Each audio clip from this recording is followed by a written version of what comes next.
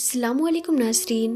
प्यारे नाज़रीन, आज की इस वीडियो में हम नबी करीम सल्लल्लाहु ताला अलैहि वसल्लम के उन मौजिज़ात का डिटेल्स में बात करेंगे जो न सिर्फ़ हज़रत हलीमा सादिया रज़ी अल्लाह ताला अन्हा ने अपनी आँखों से मुलाहिज़ा फ़रमाई, बल्कि बाकी लोगों ने भी आप सल्लल्लाहु ताला अलैहि वसल्लम के इन मौजिज़ात और बरक़ात का नज़ारा किया जो अल्लाह ताला ने हज़रत हलीमा सादिया रज़ी अल्लाह ताला अन्हा के घराने पर नाजिल फरमाई। नाज़रीन, याद रहे कि उस ज़माने में अरब का ये दस्तूर था कि जब उनके यहाँ कोई बच्चा पैदा होता तो वो देहात से आने वाली दाइयों के हवाले कर देते थे ताकि देहात में बच्चे की परवरिश बेहतर हो और वो केवल अरबी ज़ुबान सीख सके। फिर दाइयों का काफ़िला मक्का में दाखिल हुआ। उन्होंने उन घरों की तलाश शुरू की जिनमें बच्चे पैदा हुए थे। इस तरह बहुत सी दाइयाँ जनाब हज़रत अब्दुल मुत्तलिब के घर भी आईं। नबी करीम सल्लल्लाहु ताला अलैहि वसल्लम को देखा, लेकिन जब उन्हें मालूम हुआ कि ये बच्चा तो यतीम पैदा हुआ है तो इस ख्याल से छोड़कर आगे बढ़ गईं कि यतीम बच्चे के घराने से उन्हें क्या मिलेगा। इस तरह दाइयाँ आती रही जाती रही, लेकिन किसी ने भी आपको दूध पिलाना मंजूर ना किया। और करती भी कैसे? ये खुशनसीबी तो हज़रत हलीमा सादिया रज़ी अल्लाह ताला अन्हा के हिस्से में आनी थी। जब हलीमा सादिया रज़ी अल्लाह ताला अन्हा मक्का पहुंची तो उन्हें मालूम हुआ कि सब औरतों को कोई न कोई बच्चा मिल गया है और अब सिर्फ वो बग़ैर बच्चे की रह गई हैं और अब कोई बच्चा बाकी नहीं बचा। हाँ, एक यतीम बच्चा ज़रूर बाकी है जिसे दूसरी औरतें छोड़ कर गई हैं। हलीमा सादिया रज़ी अल्लाह ताला अन्हा ने अपने शौहर अब्दुल्ला इब्न हारिस से कहा, खुदा की कसम मुझे ये बात बहुत नागवार गुजरी है कि मैं बच्चे के बग़ैर जाऊं और दूसरी सब औरतें बच्चे लेकर जाएं। ये मुझे ताने देंगी, इसीलिए क्यों ना हम इसी यतीम बच्चे को ले लें। हज़रत अब्दुल्ला बिन हारिस बोले कि कोई हर्ज नहीं, हो सकता है अल्लाह इसी बच्चे के ज़रिए खैर व बरकत हमें अता फ़रमा दे। चुनांचे हज़रत हलीमा सादिया रज़ी अल्लाह ताला अन्हा हज़रत अब्दुल मुत्तलिब के घर गईं और फिर जनाब अब्दुल मुत्तलिब को और हज़रत आमिना रज़ी अल्लाह ताला अन्हा को खुशामदीद कहा। फिर हज़रत आमिना रज़ी अल्लाह ताला अन्हा हलीमा सादिया को बच्चे के पास ले आईं। आप उस वक्त एक ऊनी चादर में लिपटे हुए थे। वो चादर सफ़ेद रंग की थी। आपके नीचे एक सब्ज़ रंग का रेशमी कपड़ा था। आप सीधे लेटे हुए थे। आपकी सांस की आवाज़ के साथ मुश्क की खुशबू निकलकर फैल रही थी। हज़रत हलीमा सादिया रज़ी अल्लाह ताला अन्हा आपके हुस्न जमाल को देखकर हैरत ज़दा रह गईं। आप उस वक्त सोए हुए थे। उन्होंने जगाना मुनासिब ना समझा, लेकिन जो ही उन्होंने प्यार से अपना हाथ आपके सीने पर रखा तो आप मुस्कुरा दिए और आंखें खोलकर उनकी तरफ देखने लगे। हज़रत हलीमा सादिया रज़ी अल्लाह ताला अन्हा फरमाती हैं, मैंने देखा आपकी आंखों से एक नूर निकला जो आसमान तक पहुंच गया। मैंने आपको गोद में उठाकर आपकी दोनों आंखों के दरमियानी जगह पर प्यार किया। फिर मैंने आपकी वालिदा और हज़रत अब्दुल मुत्तलिब से इजाज़त चाही और बच्चे को लिया और काफ़िले में आई। मैंने आपको दूध पिलाने के लिए गोद में लिटाया तो आप दाएं तरफ से दूध पीने लगे। पहले मैंने बाएं तरफ से दूध पिलाना चाहा, लेकिन आपने उस तरफ से दूध ना पिया। दाएं तरफ से आप फ़ौरन दूध पीने लगे। बाद में भी आपकी यही आदत रही, आप सिर्फ दाएं तरफ से ही दूध पीते रहे। बाएं तरफ से मेरा बच्चा दूध पीता रहा। फिर काफ़िला रवाना हुआ। हज़रत हलीमा सादिया रज़ी अल्लाह ताला अन्हा फरमाती हैं, मैं अपने खच्चर पर सवार हुई, आपको साथ ले लिया। अब जो हमारा खच्चर चला तो इस कदर तेज़ चला कि उसने पूरे काफ़िले की सवारियों को पीछे छोड़ दिया। पहले वो मरियल होने के बिना पर सबसे पीछे रहता था। मेरी ख़वातीन साथी हैरानगी से मुखातिब हुई और कहने लगी कि ए हलीमा, ये आज क्या हो रहा है? तुम्हारा खच्चर इस कदर तेज़ कैसे चल रहा है? क्या ये वही खच्चर है जिस पर तुम आई थी और जिसके लिए एक एक कदम उठाना मुश्किल था? जवाब में मैंने उनसे कहा, बेशक ये वही खच्चर है।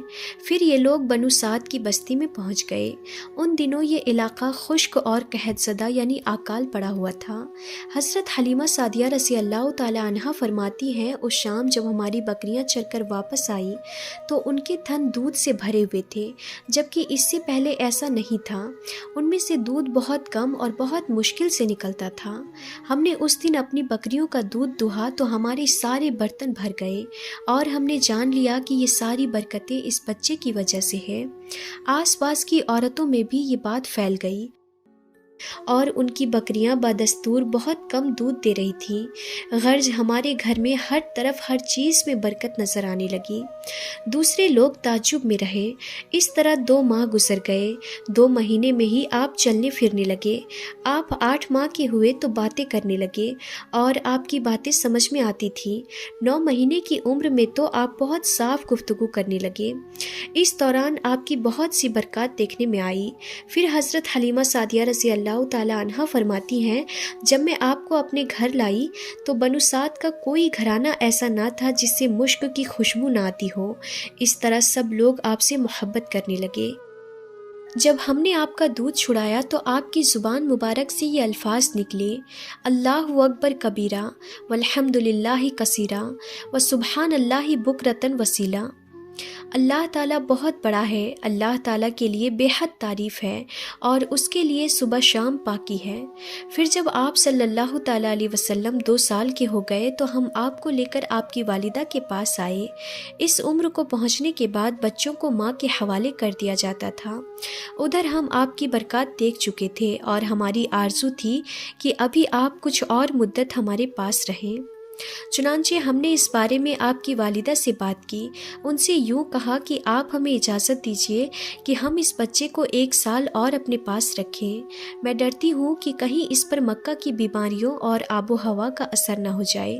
جب ہم نے ان سے بار بار کہا تو حضرت آمنہ رضی اللہ تعالی عنہا مان گئی اور ہم آپ کو پھر سے اپنے گھر لے آئے۔ جب آپ کچھ بڑے ہو گئے تو باہر نکل کر بچوں کو دیکھتے تھے۔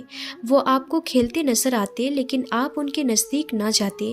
ایک روز آپ نے مجھ سے کہا، امی جان کیا بات ہے، دن میں میرے بھائی بہن نظر نہیں آتے؟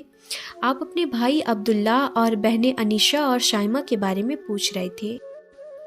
حضرت حلیمہ سعدیہ رضی اللہ تعالی عنہا فرماتی ہیں، میں نے آپ کو بتایا ہے وہ صبح سویرے بکریاں چرانے جاتے ہیں، شام کے بعد گھر آتے ہیں۔ یہ جان کر آپ فرمانے لگے، تب آپ مجھے بھی ان کے ساتھ بھیج دیا کریں۔ اس کے بعد آپ صلی اللہ تعالی علیہ وسلم اپنے بھائی بہنوں کے ساتھ جانے لگے۔ آپ خوشی خوشی جاتے اور واپس آتے۔ ایسے میں ایک دن میرے بچے خوف زدہ انداز میں دوڑتے ہوئے آئے اور گھبرا کر بولے، امی جان جلدی چلیے ورنہ بھائی محمد صلی اللہ تعالیٰ علیہ وسلم ختم ہو جائیں گے۔ یہ سن کر ہمارے تو ہوش ہی اڑ گئے۔ میں دوڑ کر وہاں پہنچی تو ہم نے آپ کو دیکھا، آپ کھڑے ہوئے تھے، رنگ آپ کا اڑا ہوا تھا، چہرے پر زردی چھائی ہوئی تھی اور یہ اس لیے نہیں تھا کہ آپ کو سینہ چاک کیے جانے میں کوئی تکلیف ہوئی تھی، بلکہ ان فرشتوں کو دیکھ کر آپ کی یہ حالت ہوئی تھی۔ حضرت حلیمہ سعدیہ رضی اللہ تعالی عنہا فرماتی ہیں، ہم نے آپ سے پوچھا کہ کیا ہوا تھا؟ آپ نے بتایا، میرے پاس 2 آدمی آئے تھے، وہ سفید کپڑے پہنے ہوئے تھے، وہ دونوں حضرت جبرائیل علیہ السلام اور حضرت میکائیل علیہ السلام تھے۔ ان دونوں میں سے ایک نے کہا، کیا یہ وہی ہیں؟ دوسرے نے جواب دیا، ہاں یہ وہی ہیں۔ پھر وہ دونوں میرے قریب آئے، مجھے پکڑا اور مجھے لیٹا دیا۔ اس کے بعد انہوں نے میرا پیٹ چاک کیا اور اس میں سے کوئی چیز تلاش کرنے لگے۔ آخر انہیں وہ چیز مل گئی اور انہوں نے اسے باہر نکال کر پھینک دیا۔ میں نہیں جانتا وہ چیز کیا تھی۔ اس چیز کے بارے میں دوسری روایت میں یہ وضاحت ملتی ہے کہ وہ سیاہ رنگ کا ایک دانہ سا تھا۔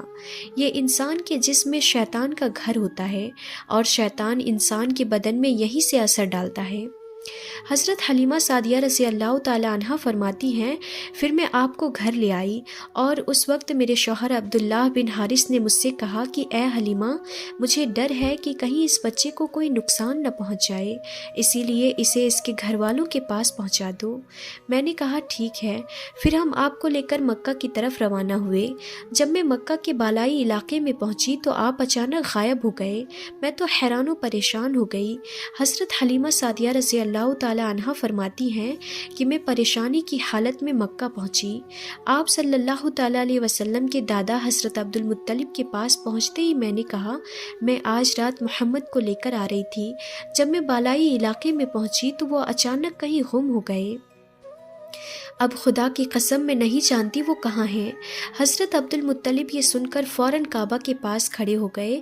انہوں نے آپ کے مل جانے کی دعا کی، پھر آپ کی تلاش میں روانہ ہوئے۔ ان کے ساتھ ورقہ بن نوفل بھی تھے۔ غرض دونوں تلاش کرتے کرتے تہامہ کی وادی میں پہنچے۔ پھر ایک درخت کے نیچے انہیں ایک لڑکا کھڑا نظر آیا۔ اس درخت کی شاخیں بہت گھنی تھی۔ پھر حضرت عبد المطلب نے پوچھا کہ اے لڑکے تم کون ہو؟ ناظرین، حضور صلی اللہ تعالیٰ علیہ وسلم چونکہ اس وقت تک قد نکال چکے تھے، اسی لیے حضرت عبد المطلب پہچان نہ سکے۔ آپ کا قد تیزی سے بڑھ رہا تھا۔ جواب میں آپ نے فرمایا محمد بن عبداللہ بن عبد المطلب ہوں۔ یہ سن کر حضرت عبد المطلب بولے تم پر میری جان قربان، میں ہی تمہارا دادا عبد المطلب ہوں۔ پھر انہوں نے آپ کو اٹھا کر سینے سے لگایا اور رونے لگے اور آپ کو گھوڑے پر آگے بٹھایا اور مکہ کی طرف چلے۔ گھر آ کر انہوں نے بکریاں اور گائے ذبح کی اور مکے والوں کی دعوت کی۔ آپ کے مل جانے کے بعد حضرت حلیمہ سعدیہ رضی اللہ تعالی عنہا حضرت آمینہ کے پاس آئیں تو انہوں نے پوچھا اے حلیمہ، اب آپ بچے کو کیوں لے آئی ہیں؟ آپ کی تو خواہش تھی نا کہ یہ ابھی آپ کے پاس اور رہیں؟ انہوں نے جواب دیا کہ یہ اب بڑے ہو گئے ہیں اور اللہ کی قسم میں اپنی ذمہ داری پوری کر چکی ہوں۔ میں خوف محسوس کرتی ہوں کہ کہیں انہیں کوئی حادثہ نہ پیش آ جائے، لہٰذا انہیں آپ کے سپرد کرتی ہوں۔ حضرت آمینہ رضی اللہ تعالی عنہا کو یہ جواب سن کر حیرت ہوئی۔ پھر بولی اے حلیمہ مجھے سچ سچ بتاؤ ماجرا کیا ہے؟ تب انہوں نے سارا حال کہہ سنایا۔ حضرت حلیمہ سعدیہ رضی اللہ تعالی عنہا نے دراصل کئی عجیب و غریب واقعات دیکھے تھے۔ ان واقعات کی وجہ سے وہ بہت پریشان ہو گئی تھیں۔ پھر سینہ مبارک چاک کیے جانے والا واقعہ پیش آیا تو وہ آپ کو فوری طور پر واپس کرنے پر مجبور ہو گئی۔ حضرت حلیمہ رضی اللہ تعالی عنہا نے حضرت آمینہ رضی اللہ تعالی عنہا کو چند مزید واقعات بھی بتائی۔ ناظرین، نبی کریم صلی اللہ تعالیٰ علیہ وسلم کو اللہ تعالیٰ نے ایسی برکت عطا فرما رکھی تھی کہ جہاں جہاں آپ صلی اللہ تعالیٰ علیہ وسلم کے قدم مبارک جاتے تھے وہاں وہاں برکت کا ایسا نزول ہوتا تھا کہ دیکھنے والا بھی پریشان ہو جاتا تھا کہ آخر ماجرا کیا ہے۔ جیسا کہ حضرت حلیمہ سعدیہ رضی اللہ تعالیٰ عنہا کی خچر اور ان کی اونٹنی کا معاملہ ہی لے لیجئے کہ آتے ہوئے وہ سواریاں جو سب سے پیچھے تھی، جاتے ہوئے وہ سواریاں سب سے آگے تھی، جو ایک ناقابل یقین بات تھی۔ ناظرین، اسی کو تو معجزہ کہتے ہیں کہ جو چیز خاص طور سے بہت اونچا ہو۔ اور جیسے ہی نبی پاک صلی اللہ تعالیٰ علیہ وسلم ان سواریوں پر سوار ہوئے تو اللہ تعالیٰ کی برکت سے سواریوں میں جان پیدا ہو گئی کہ اس سواری تک باقی سواریاں پہنچ نہ پائی۔ سبحان اللہ! یہ سب اللہ تعالیٰ کی قدرت اور اللہ تعالیٰ کی ہی برکت کے نتیجے تھے۔ ناظرین، نبی کریم صلی اللہ تعالیٰ علیہ وسلم کے بے شمار معجزات ہیں۔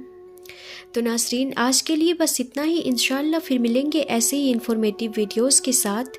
تب تک کے لیے خدا حافظ۔